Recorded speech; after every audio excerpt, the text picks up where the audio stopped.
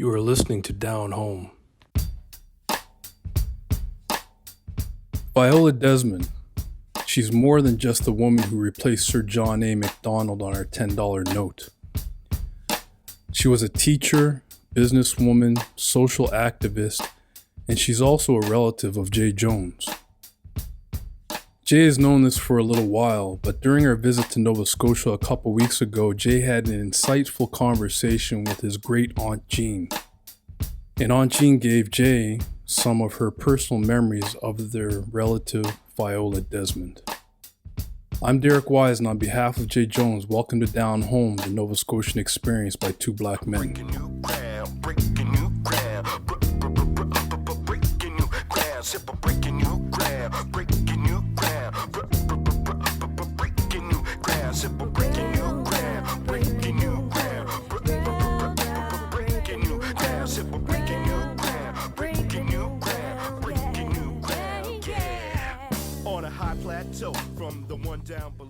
Born July 1914 in Halifax, Nova Scotia, Viola Desmond was one of 10 children.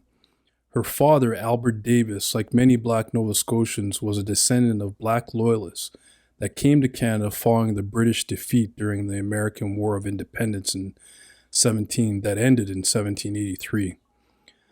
Viola's mother, Gwendolyn Irene, was the daughter of a white minister that emigrated to Nova Scotia from Connecticut. Viola's family lived in a middle-class sort of life in the north end of Halifax. Her father made a good living as a stevedore, and then he owned his own barbershop later in life. That hard-working entrepreneurial example wasn't lost on Viola Desmond. She graduated from high school with very good marks. One of my research resources described her as a gifted student. Early on, Viola aspired to become a teacher. This is where she would run into the first of many roadblocks that many ethnic minorities had to deal with at the time, especially in Nova Scotia. Teacher colleges in Nova Scotia did not accept black students in the 1930s. This did not slow Viola down. She studied on her own and earned a teacher's certificate by completing a provincial test. She could only teach in black-only schools, which she did in Upper Hammonds Plains and Preston, two of many historically black communities in Nova Scotia. Feeling the drive to follow her father's footsteps with his barbershop, Viola wanted to open her own beauty business. Much like the teachers' colleges, beauty schools in Nova Scotia did not accept black students. Again, Viola did not let this stop her. She ended up studying at the Field Beauty Culture School in Montreal. Eventually, Viola opened V's Studio of Beauty Culture in Halifax in 1937. She also created her own beauty school for young black women, where up to 15 students graduated per year while it was open.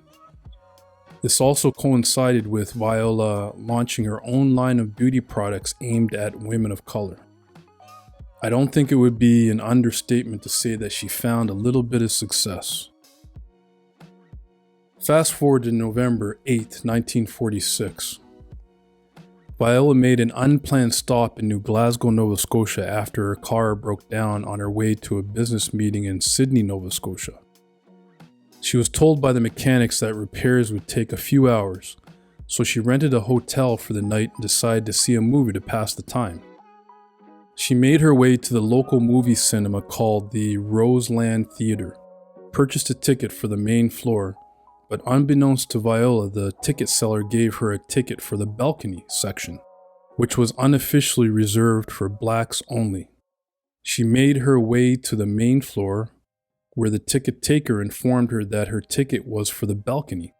Thinking that an honest mistake was made, she returned to the ticket seller, but was quickly informed that the ticket seller was not allowed to sell her tickets to the main floor, or quote unquote, "We can't sell tickets to the main floor to you people." So this is an example of where Jim Crow laws they were not actually codified, meaning it wasn't in law, but in Canada, there were social mores practiced. So unofficially, the main floor was for white people, the balcony was for black people. Now, Viola ignored the bigotry of the employee and took a seat in the main floor area of the theater. Now, while seated, she was confronted by the manager, Henry McNeil, who said to her that the theater had the right to refuse admission to quote-unquote objectionable people. Viola pointed out to the manager that she had been sold a ticket and was willing to pay any difference between the balcony and the main seating area. Now, when she refused to leave her seat, police were called and she was dragged, quite forcibly, out of the theater, injuring her knee in the process, and was placed in jail. Approximately an hour had passed when Police Chief Elmo Langill and theater manager McNeil met Viola in her cell with an arrest warrant. There she spent the night. In the morning, she was charged with attempting to defraud the province based on her alleged refusal to pay a 1-cent amusement tax, which happened to be the difference between the balcony and the main floor seating area. The judge fined her $26, which was made up of a $20 fine and $6 in court fees. Even though Viola paid the fine, she refused to accept the decision and took her case all the way to the Nova Scotia Supreme Court. Before I continue, a couple things really stand out to me in this story. Why the hell was the theater manager at the jail? Also, Viola was not offered any type of legal assistance at the time of her being placed in jail. And really? 1 cent? Even though these things stand out to me, they are not really surprising. Yes, there was no official Jim Crow laws in Canada at the time, but oh boy, Jim Crow was here. A few years after the theater incident, Viola Desmond's marriage fell apart, and she made the decision to fold up her businesses and move to Montreal. And then later, she moved to New York, where she actually died on February 7th, 1965 at the age of 50. Who knows what type of toll the theater incident took on her personal life. Long after her death, her story started to receive public attention, mainly because of the efforts of Viola's sister Wanda Robson, who penned a book about Viola called Sister to Courage in 2010. Also in 2010, Lieutenant Governor Mayanne Francis granted a posthumous pardon of the charge that was levied on Viola back in 1946. Wow, the strength and courage it must have taken for a black woman alone to stand up to all those white men during the Jim Crow era. I'm sure Viola made an impression on everyone around her during her life. One person that she did make an impression on was Jay's Aunt Jean. Jay's Aunt Jean is an impressive person in her own right. Her full name is Jean Clayton. She married Reverend William P. Clayton and worked in the church community and congregations in Nova Scotia for over 50 years. She's a published author and poet, and Aunt Jean is 89 years young. Here she is as she talks with Jay about Viola Desmond. Those kind of things. What did it look like to you? What frame of mind did it put you in? Well, I was 14 years of age when Viola Desmond, the incident regarding Viola Desmond and racism occurred. Viola Desmond was my aunt in that she was married to my uncle, John, known as Jack Desmond. Uncle Jack.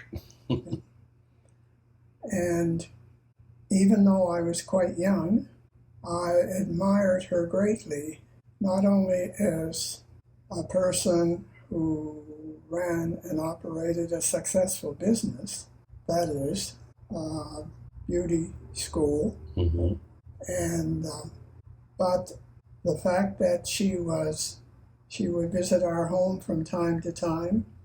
She and my mother got along beautifully, and as children, we thought she was great because not only because she was pretty and very always beautifully dressed, a very glamorous, attractive person, woman, who seemed unaware of how how lovely she really was, Right. and which added greatly to her charm. Mm-hmm.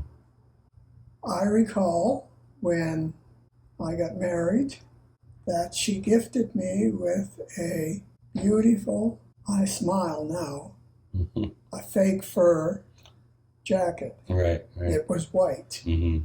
It was a touch of luxury that I, a newly minted pastor's wife, black pastor's wife in Nova Scotia, could not afford. Mm-hmm. And it was so thoughtful and considerate of her, and a testament to her character, that she would understand that and would seek out a gift, such a gift as that, Mm-hmm. which I cherished Of course. and enjoyed. The other association that I had with my Aunt Viola was the fact that there were 7 girls in my immediate family. I had 6 sisters. One died quite young, so that left me with 5 sisters. Mm-hmm. We used to have a great deal of fun with Aunt Viola because she often generously offered to do our hair, as we called it. Mm-hmm. My mother, looking after 5 girls with different quality of hair, Mm-hmm. had quite a struggle to keep us looking as we should. So we used to keep tabs on each other as to whose turn it was Mm-hmm. to have our hair done, as we called it, by Aunt Vi, who generously fit us into her very tight and busy schedule. Right. Wow. So we rejoiced in that. The other another memory that comes to mind quickly is that I was fortunate to be the first one of my siblings to graduate from high school. But during my teen years, my mother was often hospitalized. So it fell to me as the oldest girl to try to fill her shoes. Mm-hmm. She was occasionally allowed to come home for the odd weekend, and we, of course, rejoiced in that. Mm-hmm. So when the time came for my graduation prom and ceremonies, a problem arose in that we couldn't afford, our family could not afford to buy a graduation gown for me. And so my mother, from her hospital bed, suggested that I speak to Aunt Viola's mother, Mrs. Gwen Davis, who was a seamstress, and ask her to make a gown, graduation gown for me, that I was to go pick up a pattern, dress pattern, and ask her if she would do so, would make a gown for me. Mm-hmm. It worked out beautifully in that Mrs. Davis made a lovely gown for me. And with great pride and joy, the day of my graduation, I went to hospital where my mother was, and I showed her the gown that Mrs. Davis had so beautifully made, and my mother was very thrilled and so happy and so proud. Mm-hmm. And just a footnote in that when I was in grade 11 and was moving on to grade 12, my mother was in hospital at that period also. Mm-hmm. I remember my mother asking me, saying to me, "You've done well, you have grade 11, maybe you should stop there, given that you have the care and the responsibility of your younger siblings in my absence."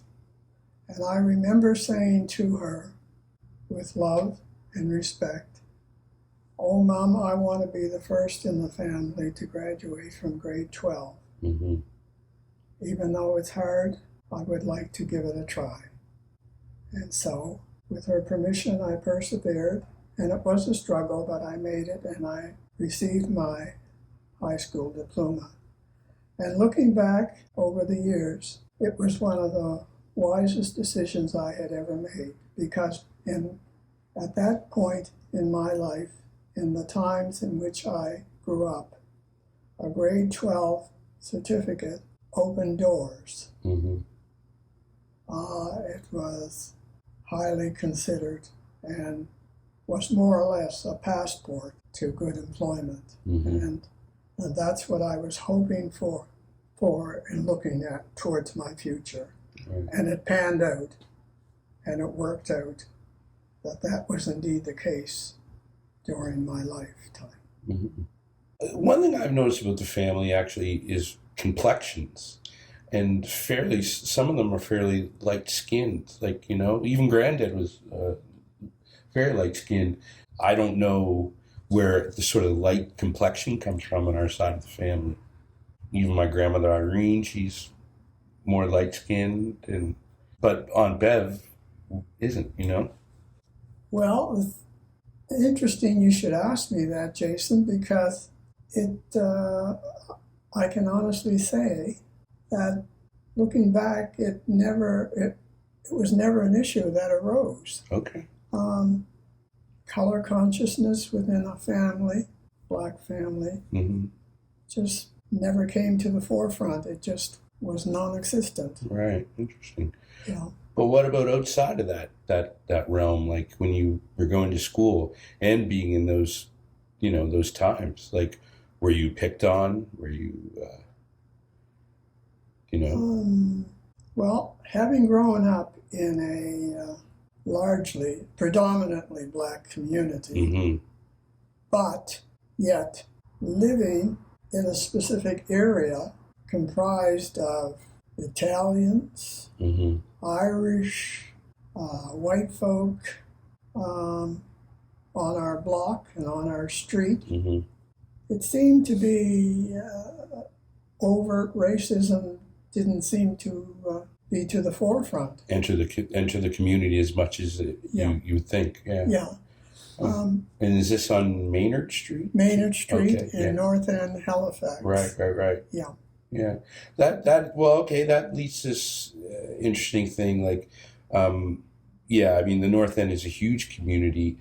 Do you ever get a chance to visit the North End now? I have been back to my old neighborhood Mm-hmm. several times Mm-hmm. since I grew up. Mm-hmm. It, of course, given time, has changed greatly. It's been gentrified. Yes, yeah. The gentrification is a big word these days. Yes, and yet my home still stands. Mm-hmm. Yes, it doesn't look exactly the same, But it's but still it there. is still there. I might try to see it actually because I never saw that home. Okay, can I tell on myself? Jay's Aunt Jean goes on to describe her curiosity-filled youth in the north end of Halifax back in the 1940s and 50s, which we'll cover in a future episode. Jay and I would like to thank his Aunt Jean for being so gracious with her time and adding some context to our episode about Viola Desmond. Documenting the life and times of our Scotian elders is important, very important.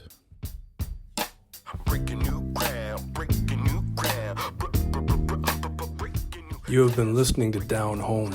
Subscribe wherever you listen to podcasts.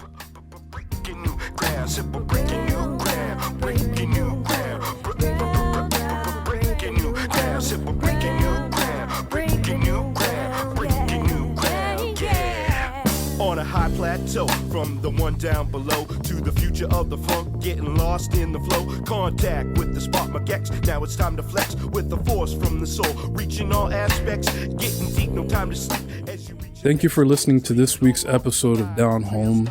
Stay tuned. At the end of this episode, Jay will be performing one of his Aunt Jean's poems. I just laugh with the joy of a beat boy, just kicking it live. A connection so strong, transcribe with the vibe like magic prescribed. Only to see the perfect blend, like a diamond in the rough, ready to drop a perfect gem. It's time to shine, so fine to see what you find. Revolution starts with the evolution of the mind. It's a rhythm of circumference that rotates around to the surface with a purpose, breaking new ground. The song Breaking New Ground from The Breakdown.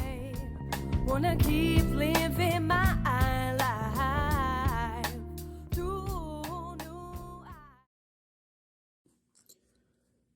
The Family Jones. The pride coursing through my bones means I'm a member of the Family Jones. I'm a link in a chain of invincible stock, whose legacy is more than carved in a rock. It lives on in me, and those are mine. Most blessed are we of all mankind. Our forebears gave all without any stint, and I dare to follow in their giant imprint. War heroes some, simple folks at best, God-fearing people who stood the test of life like noble trees, knowing how and when to bend. Yes, the pride coursing through my bones means I'm a member of the Family Jones. Thank God for our parents, the example they set. Following after, God's not through with us yet. So many thoughts keep whirling around of our Jones Jubilee, some funny, some sound. I look in the faces of my sisters and brother and see my heritage unlike any other. Our mother shines forth in each one that I see. Will my daughters see my mother when they look at me? Our youngest brother, in so many ways, reflect our father, how he moves, what he says, the nephew, the nieces, a great niece too. 3 generations, may God bless you. The pride coursing through my bones means I'm a member of the Family Jones. It's been a wonderful coming together. We all enjoyed the beautiful weather. My siblings and I are no longer young, but we each have songs waiting to be sung. We each have hopes, dreams we hold dear. God grant we come together again next year. Let's set a date and let's keep to it. Give it priority. Let's just do it. Because the pride coursing through our bones means we're members of the Family Jones. Aunt Jean Clayton, August 2006. The Family Jones.